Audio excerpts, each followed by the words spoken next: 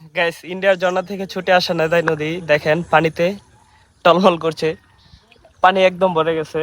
আর কালকে রাত্রে হালকা বৃষ্টি হয়েছিল, এই বৃষ্টির কারণে এই পানি দেখেন এত পানি হয়ে গেছে। আমাদের নদী 2 দিন আগেও দেখছিলেন শুকিয়ে গেছিল, এখন হঠাৎ করে পানি বেড়ে গেছে কালকে রাত্রে বৃষ্টি হওয়ার পর। আর এই বৃষ্টিতে আমি আরো কয়েকটা ভিডিও আপলোড দিয়েছিলাম, আপনারা দেখছিলেন যে আমাদের এলাকায় হালকা একটু বৃষ্টি বা একটু বাতাস থাকলে আমাদের এলাকায় বিদ্যুৎ থাকে না।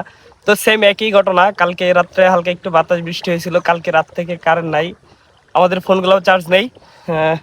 প্রত্যেকের ফোনগুলোই অফ, আমার এই ফোনটা সারাদিন ইউজ করি নাই, যার জন্য অল্প একটু চার্জ আসছিল। আর একটা ভিডিও শট করলাম, কখন এই ভিডিও আপলোড হয় এটাও আমি জানি না, কখন বিদ্যুৎ আসে আর কখন ইন্টারনেট আসে। তো বিদ্যুৎ না থাকলে আমাদের এলাকায় ইন্টারনেটও থাকে না, অনেক প্রবলেমে আছি। তো দেখেন আমরা কিন্তু নৌকা দিয়ে নদী পার হইলাম, আর নদী কিন্তু অনেক পানি। তো যাই হোক, সবাই ভালো থাকবেন, আমাদের জন্য দোয়া করবেন। আসসালামু আলাইকুম।